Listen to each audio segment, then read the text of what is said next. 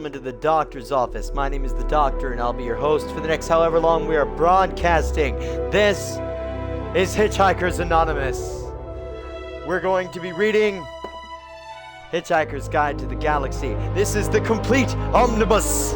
It has all 5 novels in one, and it has one story.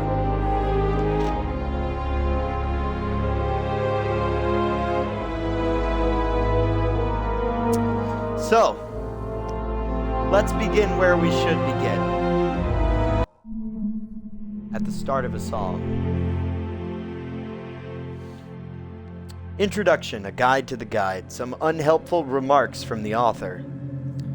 The history of the Hitchhiker's Guide to the Galaxy is now so complicated that every time I tell it, I contradict myself, and whenever I do get it right, I'm misquoted. So the publication of this omnibus edition seemed like a good opportunity to set the record straight, or, at least, firmly crooked. Anything that is put down wrong here is, as far as I'm concerned, wrong for good. The idea for the title first cropped up while I was lying drunk in a field in Innsbruck, Austria in 1971. Not particularly drunk, just the sort of drunk you get when you have a couple of stiff Gersers and after not having eaten for 2 days straight, on account of being a penniless hitchhiker. We are talking of a mild inability to stand up.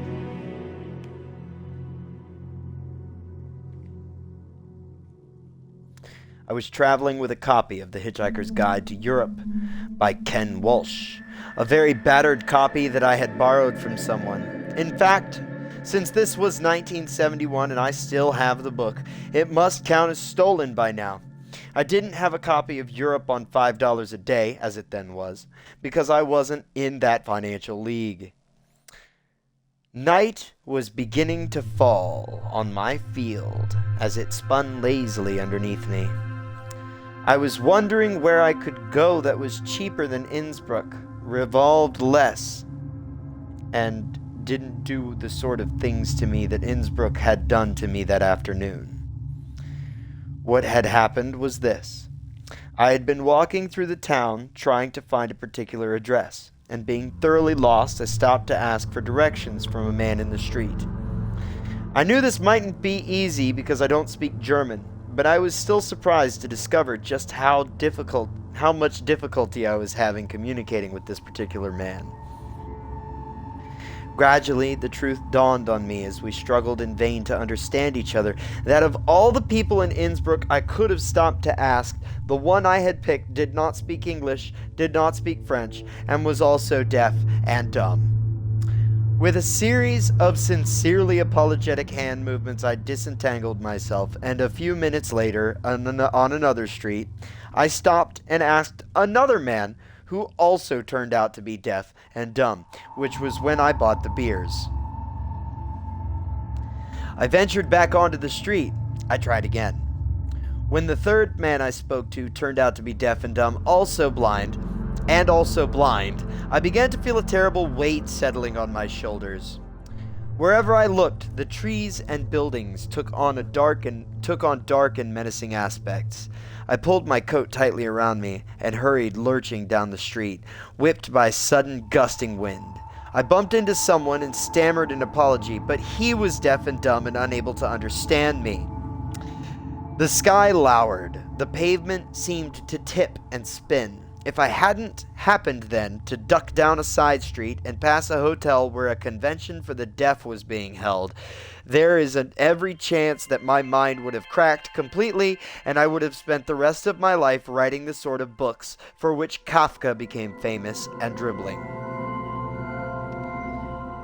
As it is, I went to lie in a field, along with my Hitchhiker's Guide to Europe. And when the stars came out, it occurred to me that if only someone would write a Hitchhiker's Guide to the Galaxy as well, then I, for one, would be off like a shot. Having had this thought, I promptly fell asleep and forgot about it for 6 years. I went to Cambridge University. I took a number of baths and a degree in English. I worried a lot about girls and what had happened to my bike. Later, I became a writer and worked on a lot of things that were almost incredibly successful, but in fact just failed to see the light of day. Other writers will know what I mean. My pet project was to write something that would combine comedy and science fiction, and it was this obsession that drove me into deep debt and despair. No one was interested except finally one man, a BBC radio producer named Simon Brett, who had the same idea, comedy and science fiction. Although Simon only produced the first episode before leaving the BBC to concentrate on his own writing, he is best known in the United States for his excellent Charles Paris detective novels. I owe him an immense debt of gratitude for simply getting the thing to happen in the first place. He was succeeded by the legendary Geoffrey Perkins. In its original form, the show was going to be rather different.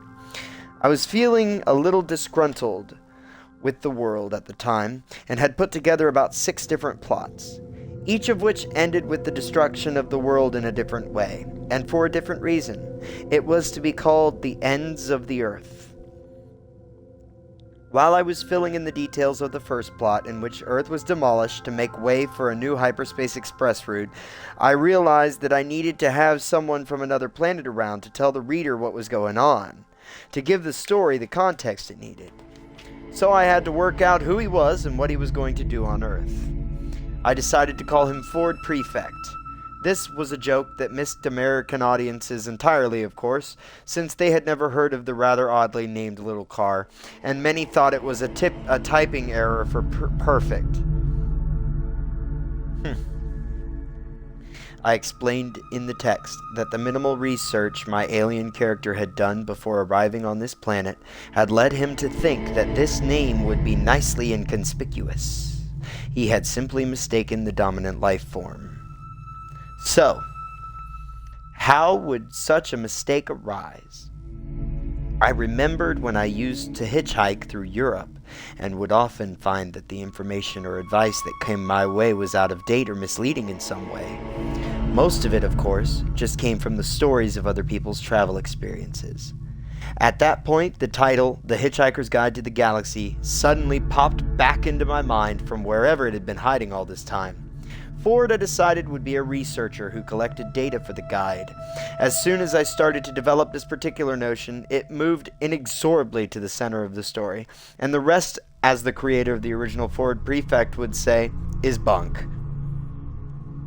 The story grew in the most convoluted way, as many people will be surprised to learn. Writing episodically meant that when I finished one episode, I had no idea about what the next one would contain. When, in the twists and turns of the plot, some events suddenly seemed to illuminate things that had gone before, I was as surprised as anyone else. I think that the BBC's attitude toward the show, while it was in production, was very similar to that which Macbeth had toward murdering people. Initial doubts, followed by cautious enthusiasm, and then greater and greater alarm at the sheer scale and the undertaking. At the sheer scale of the undertaking, and still no end in sight. Reports that Joffrey and I and the sound engineers were buried in the subterranean studio for weeks on end, taking as long to produce a single sound effect as other people took to produce an entire series, and stealing everybody else's studio time in which to do so, were all vigorously denied, but absolutely true. The budget of the series escalated to the point that it could have practically paid for a few seconds of Dallas if the show hadn't worked. The first episode went out on BBC Radio 4 at 10:30 p.m. on Wednesday, March 8, 1978, in a huge blaze of no publicity at all. Bats heard it, the odd dog barked. After a couple of weeks, a letter or two trickled in, so someone out there had listened. People I talked to seemed to like Marvin the paranoid android, whom I had written in as a one-scene joke and had only developed further at Joffrey's insistence. Then some publishers became interested, and I was commissioned by Pan Books in England to write up the series in book form. After a lot of procrastination and hiding and inventing excuses and having baths, I managed to get about 2/3 of it done. At this point, they said very pleasantly and politely that I had already passed 10 deadlines, so would I please just finish the page I was on and let them have the damn thing. Meanwhile, I was busy trying to write another series and was also writing this and script editing the TV series Doctor Who. I didn't know he was working on Doctor Who. That's crazy. I'm sorry. Hang on. Let me just do this really quick. I really did not know that this dude worked on Doctor Who. That's pretty cool. Confirm and publish.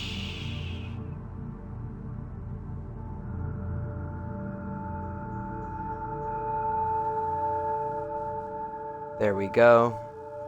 That's done.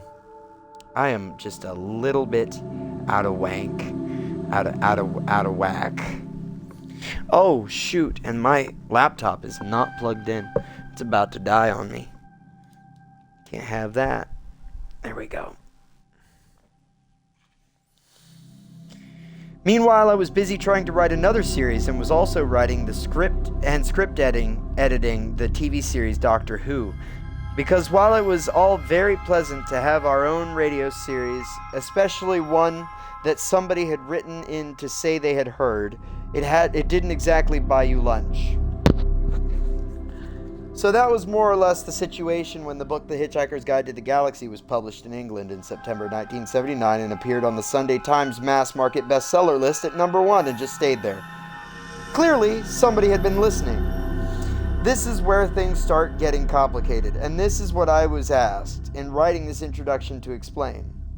The guide has appeared in so many forms: books, radio, a television series, records, and soon to be a major motion picture, each time with a different storyline that even its most acute followers have become baffled at times. Here, then, is a breakdown of the different versions, not including the various stage versions which haven't been seen in the States and only complicate the matter further. The radio series began in England in March 1978. The first series consisted of 6 programs, or fits as they were called. Fits 1 through 6. Easy. Later that year, one more episode was recorded and broadcast, commonly known as the Christmas episode. It contained no reference of any kind to Christmas. It was called the Christmas episode because it was the first broadcast on December 24th, which is not Christmas Day. After this, things began to get increasingly complicated. In the fall of 1979, the first Hitchhiker book was published in England, called The Hitchhiker's Guide to the Galaxy. It was a substantially expanded version of the first 4 episodes of the radio series, in which some of the characters behaved in entirely different ways, and others behaved in exactly the same ways but for entirely different reasons, which amounts to the same thing but saves rewriting the dialogue. At roughly the same time, a double record album was released, which was, by contrast, a slightly contracted version of the first 4 episodes of the radio series.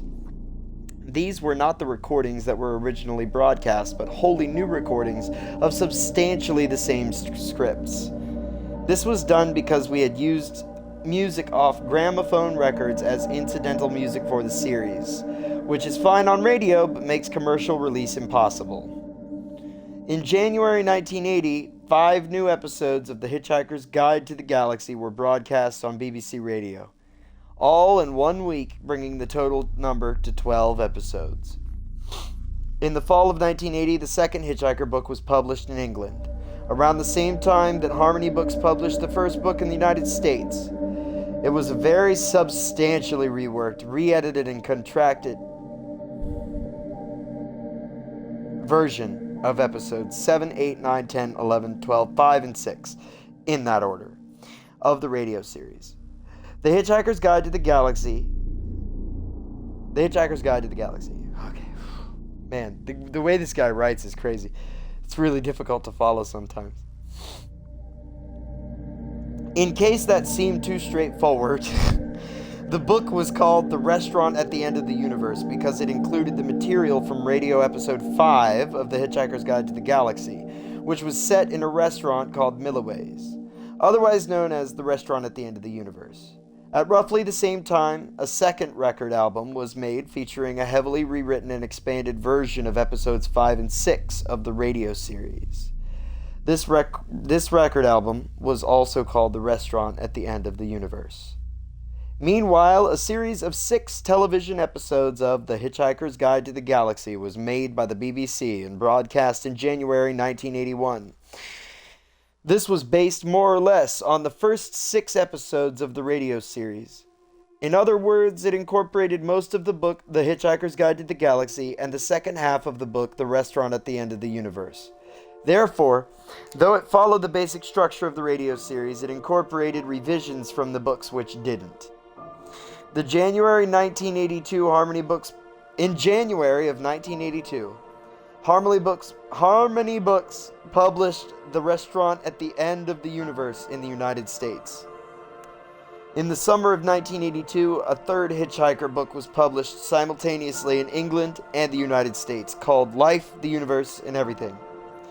This was not based on anything that had already been heard or seen on radio or television.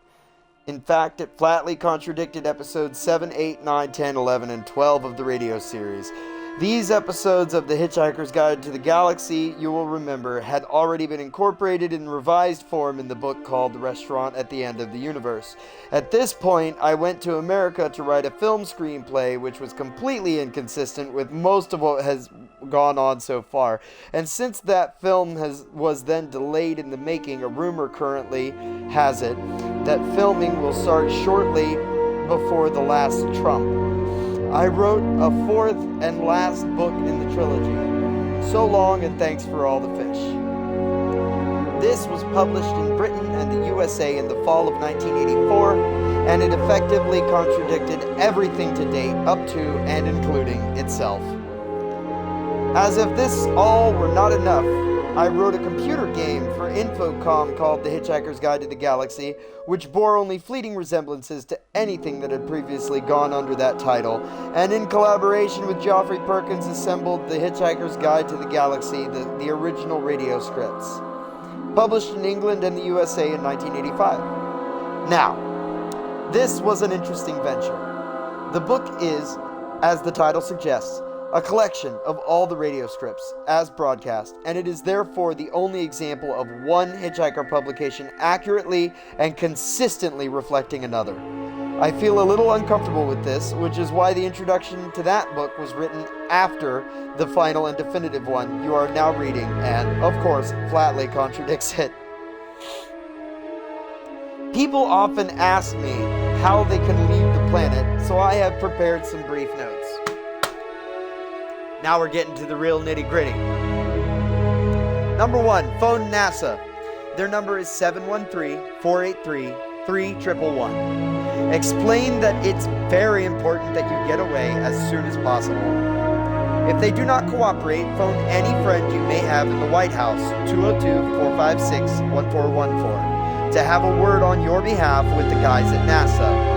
If you don't have any friends in the White House, phone the Kremlin. Ask the overseas operator for 0107-095-295-9051. They don't have any friends there. Either, at least none to speak of, but they do seem to have a little influence. So, you may as well try.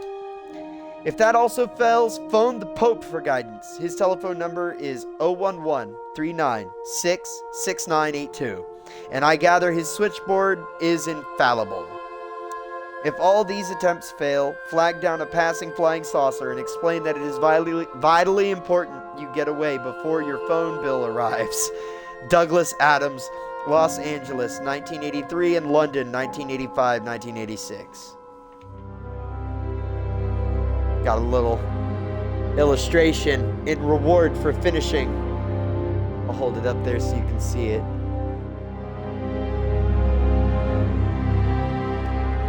The Hitchhiker's Guide to the Galaxy. For Johnny Brock and Claire Gorst, and all other Arlingtonians, for tea, sympathy, and a sofa.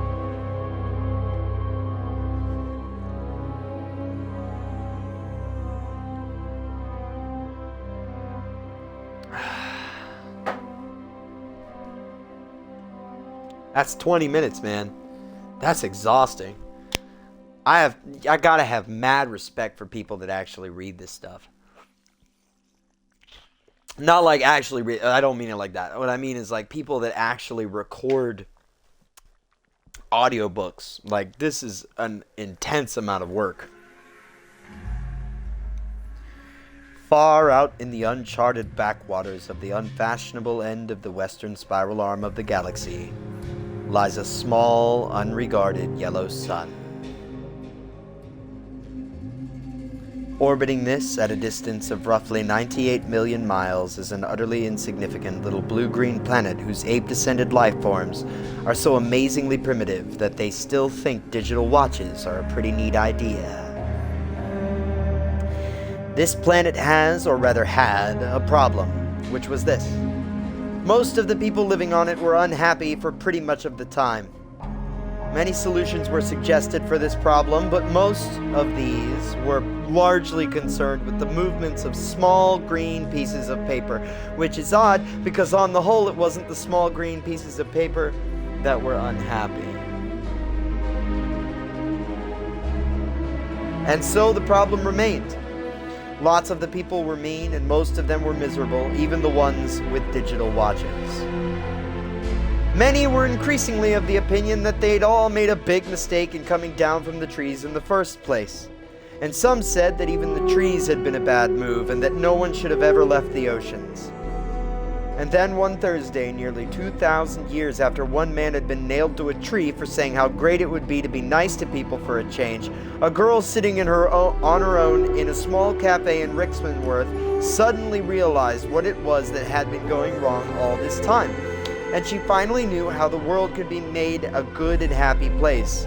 This time it was right, it would work, and no one would have to get nailed to anything. Sadly, however, before she could get to a phone and tell anyone about it, a terrible, stupid catastrophe occurred, and the idea was lost forever. This is not her story. But it is the story of that terrible, stupid catastrophe and some of its consequences. It is also the story of a book called The Hitchhiker's Guide to the Galaxy.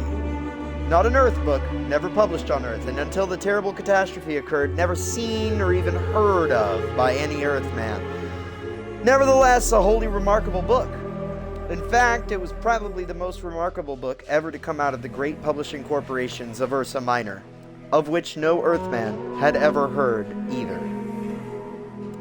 Not only is it a wholly remarkable book, it is also a highly successful one. More popular than the Celestial Home Care Omnibus, better selling than 53 More Things to Do in Zero Gravity, and more controversial than Ulan Kolafid's trilogy of philosophical blockbusters, Where God Went Wrong, Some More of God's Greatest Mistakes, and Who Is This God Person Anyway? In many of the more relaxed civilizations on the outer eastern rim of the galaxy, The Hitchhiker's Guide has already supplanted the great Encyclopedia Galactica as the standard repository of all knowledge and wisdom. For though it has many omissions and contains much that is apocryphal, or at least wildly inaccurate, it scores over the older, more pedestrian work in two important aspects. First, it is slightly cheaper. And second, it has the words "Don't Panic" inscribed in large, friendly letters on its cover. But the story of this terrible, stupid Thursday, the story of its extraordinary consequences, and the story of how these consequences are inextricably intertwined with this remarkable book begins very simply. It begins with a house.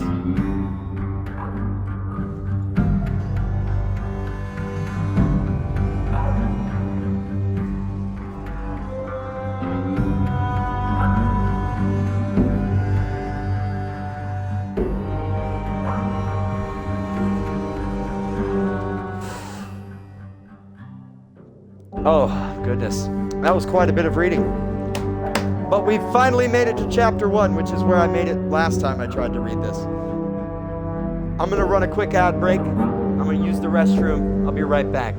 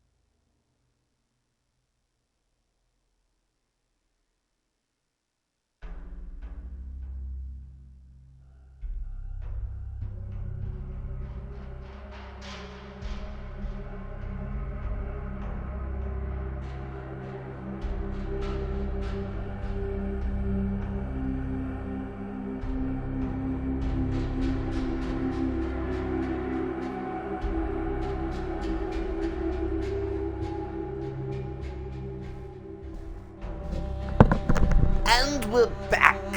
What's up, ladies and gentlemen? I am actually going to run downstairs and refill my drink. That way we don't have to stop in the middle of a chapter or something like that, because that would be absolutely terrible. But we are reading The Hitchhiker's Guide to the Galaxy. We are going to have a wonderful time. I hope that you'll stick around. And if you haven't already, smack that follow button. Turn on your notifications. That way you know I come live. When I come live, I'll be back.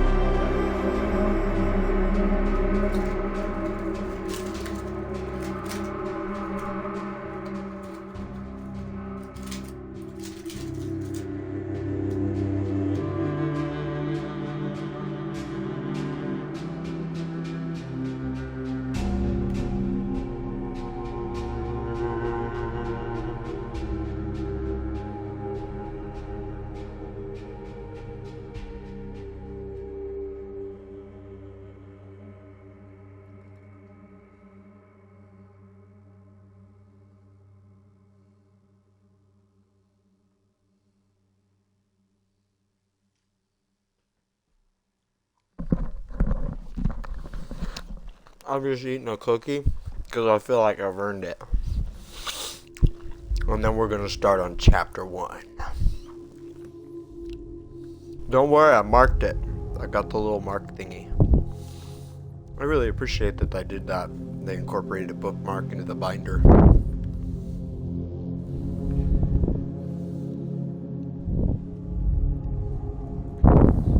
Chapter 1. The house stood on a slight rise just on the edge of the village. It stood on its own and looked out over a broad spread of West Country farmland.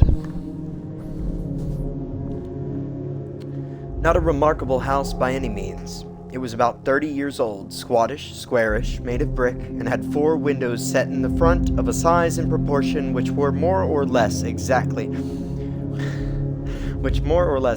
failed to please the eye.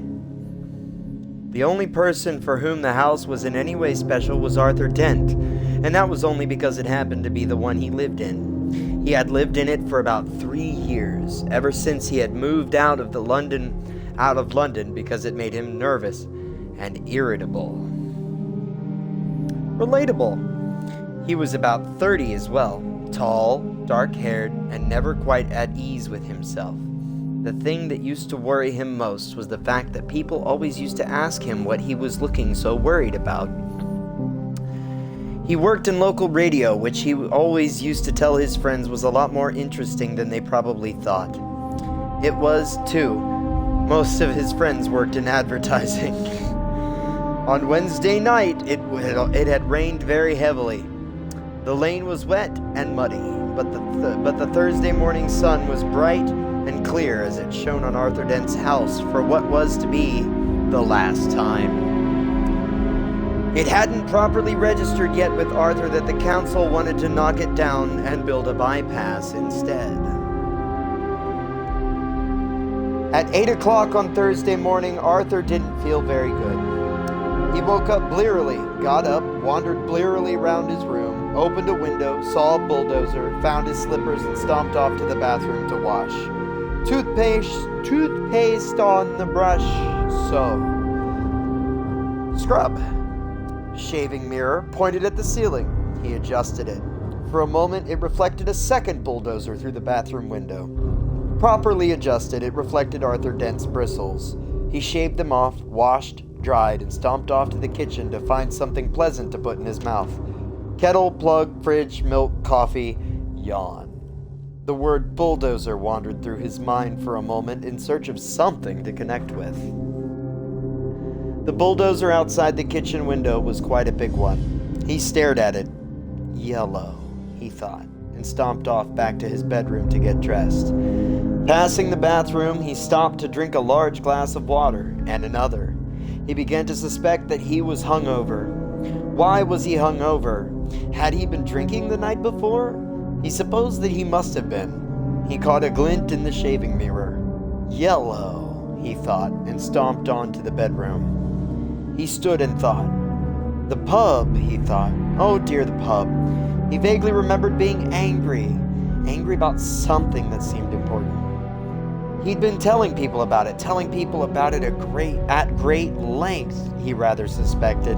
His clearest visual recollection was of glazed looks on other people's faces, something about a new bypass he'd just found out about. It had been in the pipeline for months, only no one seemed to have known about it. Ridiculous. He took a swig of water. It would sort itself out, he'd decided. No one wanted a bypass. The council didn't have a leg to stand on. It would sort itself out. God, what a terrible hangover it had earned him, though.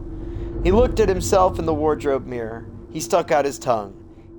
Yellow, he thought. The word yellow wandered through his mind in search of something to connect with. 15 seconds later, he was out of the house and lying in front of a big yellow bulldozer that was advancing up his garden path. Mr. L. Prosser was, as they say, only human. In other words, he was a carbon-based bipedal life form descended from an ape. More specifically, he was 40, fat and shabby, and worked for the local council.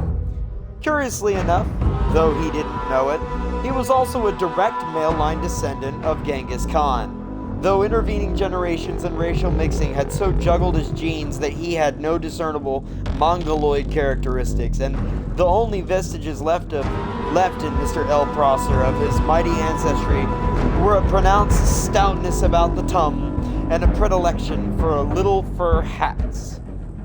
He was by no means a great warrior. In fact, he was a nervous, worried man. Today he was particularly nervous and worried because something had gone seriously wrong with his job, which was to see that Arthur Dent's house got cleared out of the way before the day was out. Come off it, Mr. Dent, he said. You can't win, you know. You can't lie in front of that bulldozer indefinitely. He tried to make his eyes blaze fiercely, but they just wouldn't do it. Arthur lay in the mud and squelched at him. I'm game, he said. We'll see who rusts first. I'm afraid you're going to have to accept it, said Mr. Prosser, gripping his fur hat and rolling it around the top of his head. This bypass has got to be built, and it's going to be built. First I've heard of it, said Arthur. Why's it got to be built? Mr. Prosser shook his finger at him for a bit, then stopped and put it away again. What do you mean, why has it got to be built? He said. It's a bypass. You've got to build bypasses. Bypasses are devices that allow some people to dash from point A to point B very fast, while other people dash from point B to point A very fast. People living at point C, being a point directly in between, are often given to wonder what's so great about point A that so many people from point B are so keen to get there, and what's so great about point B that so many people from point A are so keen to get there. They often wish that people would just once and for all work out where the hell they wanted to be. Mr. Prosser wanted to be at point D. Point D wasn't anywhere in particular. It was just any convenient point a very long way from points A, B, and C. He would have a nice little cottage at point D with axes over the door and spend a pleasant amount of time at point E, which would be the nearest pub to point D. His wife, of course, wanted climbing roses, but he wanted axes. He didn't know why, he just liked axes. He flushed hotly under the derisive grins of the bulldozer drivers. He shifted his weight from foot to foot, but it was equally uncomfortable on each. Obviously, somebody had been appallingly incompetent, and he hoped to God it wasn't him. Mr. Prosser said, "You were quite entitled to make any suggestions or protests at the appropriate time, you know." "Appropriate time?" said Arthur. "Appropriate time! The first I knew about it was when a workman arrived at my home yesterday. I also asked him if he'd come to clean the windows, and he said no. He'd come to demolish the house. He didn't tell me straight away, of course. Oh no, first he wiped a couple of windows and charged me $5. Then he told me." "But Mr. Dent, the plans have been available in the local planning office for the last 9 months. "Oh yes, well, as soon as I heard, I went straight round to see him yesterday afternoon." "You hadn't exactly gone out of your way to call attention to him, had you? I mean, like actually telling anybody or anything." "But the plans were on display." "On display? I eventually had to go down to the cellar to find them. That's the display department. With a flashlight." "Ah, well, the lights had probably gone, so had the stairs. But look, you found the notice, didn't you?" "Yes," said Arthur. "Yes, I did. It was on display in the bottom of a locked filing cabinet, stuck in a disused lavatory with a sign on the door saying, 'Beware of the leopard.'" A cloud passed overhead. It cast a shadow over Arthur Dent as he laid propped up on his elbow in the cold mud. It cast a shadow over Arthur Dent's house. Mr. Prosser frowned at it. "It's not as if it's a particularly nice house," he said. "I'm sorry, but I happen to like it."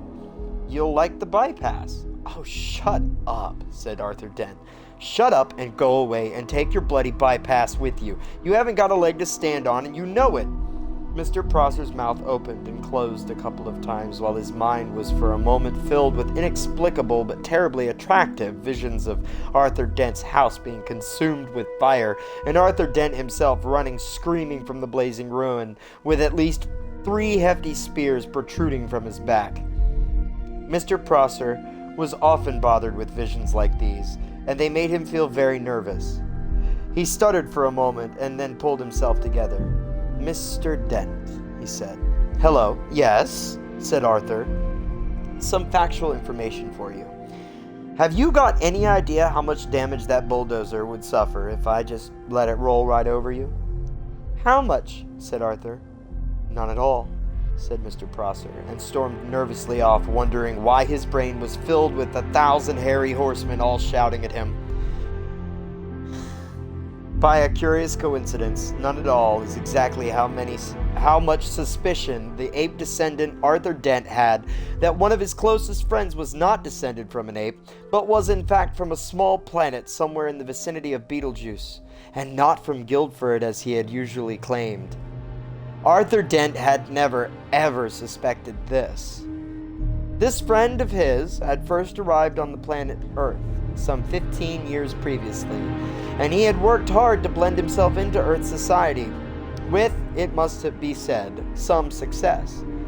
For instance, he had spent those 15 years pretending to be an out-of-work actor, which was plausible enough. He had made one careless blunder, though.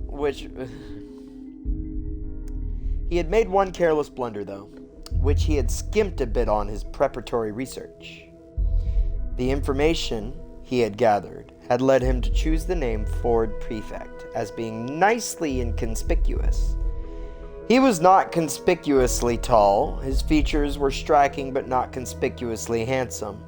His hair was wiry and gingerish and brushed backward from the temples. His skin seemed to be pulled backward from the nose. There was something very slightly odd about him, but it was difficult to say what it was. Perhaps it was that his eyes didn't seem to blink often enough, and when you talked to him for any length of time, your eyes began involuntarily to water on his behalf. Perhaps it was that he smiled slightly too broadly and gave people the unnerving impression that he was about to go for their neck.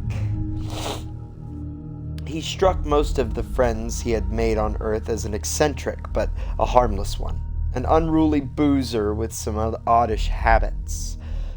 For instance, he would often gate-crash university parties, get badly drunk, and start making fun of any astrophysicists he would find until he got thrown out. Sometimes he would get seized with oddly distracted moods and stare into the sky as if hypnotized until someone asked him what he was doing. Then he would start guiltily for a moment, relax, and grin. "Oh, just looking for flying saucers," he would joke, and everyone would laugh and ask him what sort of flying saucers he was looking for. "Green ones," he would reply with a wicked grin, laugh wildly for a moment, and then suddenly lunge for the nearest bar and buy an enormous round of drinks. Evenings like this usually ended badly. Ford would get out of his skull on whiskey, huddle in a corner with some girl, and explain to her in slurred phrases that honestly the color of the flying saucers didn't matter that much really. Thereafter, staggering semi-paralytic down the night streets, he would often ask passing policemen if they knew the way to Beetlejuice. Policemen would usually say something like, "Don't you think it's about time you went off home, sir?"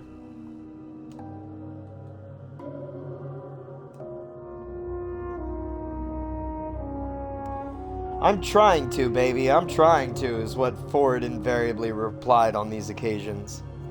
In fact, what he was really looking for, when he stared distractedly into the sky, was any kind of flying saucer at all. The reason he said green was that green was the traditional space livery of the Beetlejuice Trading Scouts. Ford Prefect was desperate that any flying saucer at all would arrive soon, because 15 years was a long time to get stranded anywhere, particularly somewhere as mind-bogglingly dull as Earth.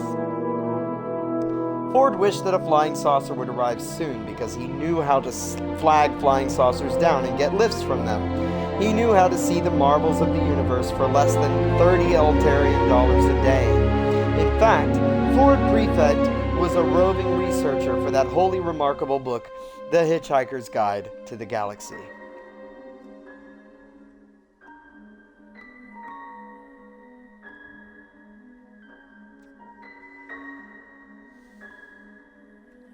Human beings are great adapters, and by lunchtime, life in the environs of Arthur's house had settled into a steady routine. It was Arthur's accepted role to lie squelching in the mud, making occasional demands to see his lawyer, his mother, or a good book. It was Mr. Prosser's accepted role to tackle Arthur with the occasional new ploys such as the For the Public Good talk or the March of Progress talk, the They knocked my house down once, you know, never looked back talk, and various other cajoleries and threats.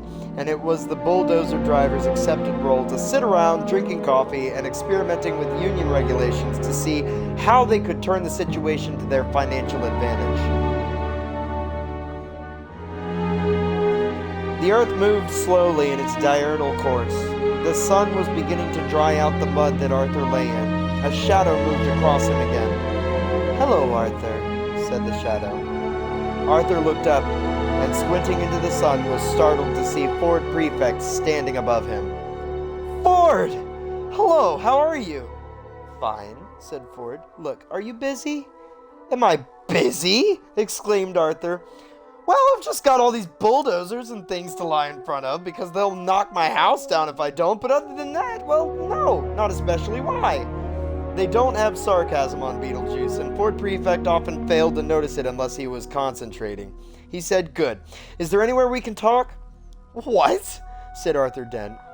For a few seconds, Ford seemed to ignore him and stare fixedly into the sky like a rabbit trying to get run over by a car. Then suddenly, he squatted down beside Arthur. "We've got to talk," he said urgently. "Fine," said Arthur. "Talk." "And drink," said Ford. "It's vitally important that we talk and drink now. We'll go to the pub in the village." He looked into the sky again, nervous, expectant. "Look, don't you understand?" shouted Arthur. He pointed at Prosser. "That man wants to knock my house down." Ford glanced at him, puzzled. "Well, he can do it while you're away, can't he?" he asked.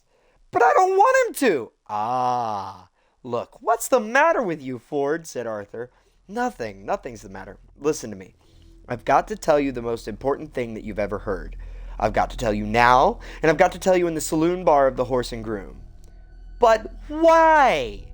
"Because you're going to need a very stiff drink." Ford stared at Arthur, and Arthur was astonished to find his will beginning to weaken. He didn't realize that this was because of an old drinking game that Ford learned to play in the hyperspace ports that served the major night mining belts in the star system of Orion Beta. The game was not unlike the Earth game called Indian Wrestling, and was played like this. 2 contestants would sit either side of a table with a glass in front of each of them. Between them would be placed a bottle of Jank spirit, as immortalized in the ancient Orion mining song. "Oh, don't give me none more of that old Jank spirit. No, don't you give me none more of that old Jank spirit. For my head will fly, my tongue will lie, my eyes will fry, and I may die. Won't you pour me one more of that sinful old Jank spirit?" Each of the 2 contestants would then concentrate their will on the bottle and attempt to tip it and pour spirit into the glass of his opponent, who would then have to drink it. The bottle would then be refilled. The game would be played again and again. Once you started to lose, you would probably keep losing, because one of the effects of Jank's spirit is to depress telepsychic power. As soon as predetermined quantity had been consumed, the final loser would have to perform a forfeit, which was usually obscenely biological. Ford Prefect usually played to lose. Ford stared at Arthur, who began to think that perhaps he did want to go to the Horse and Groom after all. "But what about my house?" he asked plaintively. Ford looked across to Mr. Prosser, and suddenly a wicked thought struck him. "He wants to knock your house down?" "Yes, he wants to build..." "And he can't because you're lying in front of his bulldozer." "Yes, and I'm sure we can come to some agreement," said Ford. "Excuse me!" he shouted. Mr. Prosser, who was arguing with a spokesman for the bulldozer drivers about whether or not Arthur Dent constituted a mental health hazard and how much they should be paid if he did, looked around. He was surprised and slightly alarmed to see that Arthur had company. "Yes? Hello?" he called. Has Mr. Dent come to his senses yet?" "Can we, for the moment," called Ford, "assume that he hasn't?" "Well," sighed Mr. Prosser. "And can we also assume," said Ford, "that he's going to stay here all day?" So all your men are going to be standing around all day doing nothing?" Could be. "Well, if you're resigned to doing that anyway, you don't actually need him to lie here all the time, do you?" "What?" "You don't," said Ford patiently, "actually need him here." Mr. Prosser thought about this. "Well, no, not as such," he said. "Not exactly need." Prosser was worried. He thought that one of them wasn't making a lot of sense. Ford said, "So, if you would just like to take it as read that he's actually here, then he and I could slip off down to the pub for half an hour. How does that sound?" Mr. Prosser thought it sounded perfectly potty. "That sounds perfectly reasonable," he said in a reassuring tone of voice, wondering who he was trying to reassure. And if you want to pop off for a quick one yourself later on, said Ford, we can always cover for you in return. Well, thank you very much, said Mr. Prosser, who no longer knew how to play this at all. Thank you very much. Yes, that's very kind. He frowned, then smiled, then tried to do both at once, failed, grasped hold of his fur hat and rolled it fitfully around the top of his head. He could only assume that he had just won. So, continued Ford Prefect, if you would just like to come over here and lie down. What? Said Mr. Prosser. Ah, I'm sorry, said Ford. Perhaps I hadn't made myself fully clear. Somebody's got to lie in front of the bulldozers, haven't they? Or there won't be anything to stop them driving over Mr. Dent's house, will there? What? Said Mr. Prosser again. It's very simple, said Ford. My client, Mr. Dent, says that he will stop lying here in the mud on the sole condition that you come and take over from him. What are you talking about? Said Arthur, but Ford nudged him with his shoe to be quiet. You want me, said Prosser, spelling out this new thought to himself, to come and lie there? Yes, in front of the bulldozer. Yes, instead of Mr. Dent. Yes, in the mud. In, as you say, the mud. As soon as Mr. Prosser realized that he was substantially the loser after all, it was as if a weight lifted itself off his shoulders. This was more like the world he knew it. This was more like the world as he knew it. He sighed. In return for which you will take Mr. Dent with you down to the pub? That's it, said Ford. That's it exactly. Mr. Prosser took a few nervous steps forward and stopped. Promise? He said. Promise, said Ford. He turned to Arthur. Come on, he said to him. Get up and let the man lie down. Arthur stood up, feeling as if he was in a dream. Ford beckoned to Prosser, who sadly, awkwardly, sat down in the mud. He felt that his whole life was some kind of dream and sometimes wondered whose it was and whether they were enjoying it. The mud folded itself round his bottom and his arms and oozed into his shoes. Ford looked at him severely. And no sneaky knocking Mr. Dent's house down while he's away, all right? He said. The mere thought, growled Mr. Prosser. Hadn't even begun to speculate, he continued, settling himself back, about the merest possibility of crossing my mind. He saw the bulldozer drivers' union representative approaching and let his head sink back and closed his eyes. He was trying to marshal his arguments for proving that he did not now constitute a mental health hazard himself. He was far from certain about this. His mind seemed to be full of noises, horses, smoke, and the stench of blood. This always happened when he felt miserable or put upon, and he never had been able to explain it to himself. In a high dimension of which we know nothing, the mighty Khan bellowed with rage. But Mr. Prosser only trembled slightly and whimpered.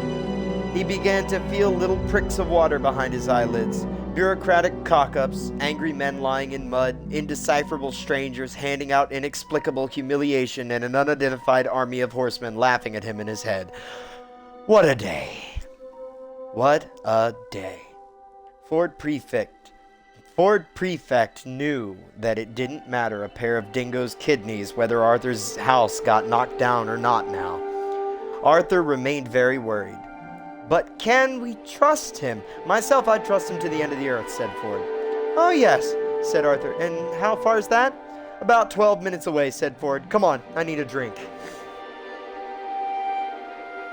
And we just read chapter 1. So, we'll see how that goes. Took about an hour to get through the preface and the first chapter of the first book. There are 5 books and 1 story. Now what do we do? Because I'm not really feeling reading more. It's too bad there's no one here to tell me what they would like to do. It looks like there's no one here. There might be someone here. I'm not sure.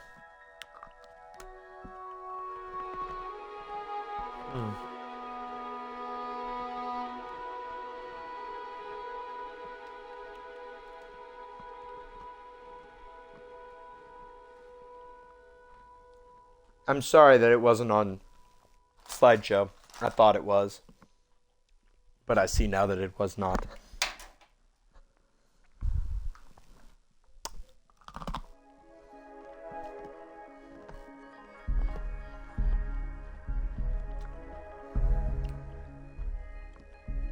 gonna go and take my meds.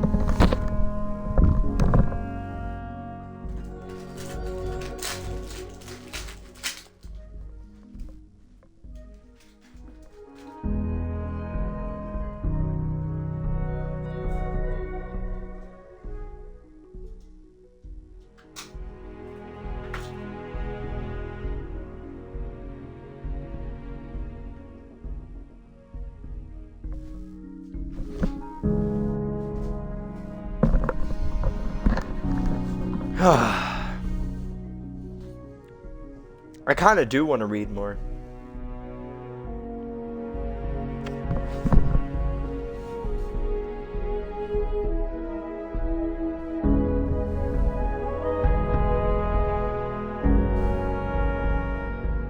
Yeah.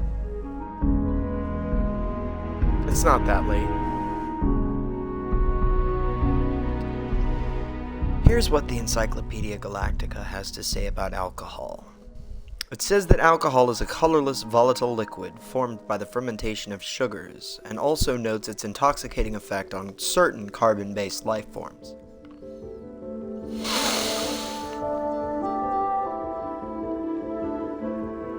The Hitchhiker's Guide to the Galaxy also mentions alcohol. It says that the best drink in existence is the Pan-Galactic Gargle Blaster.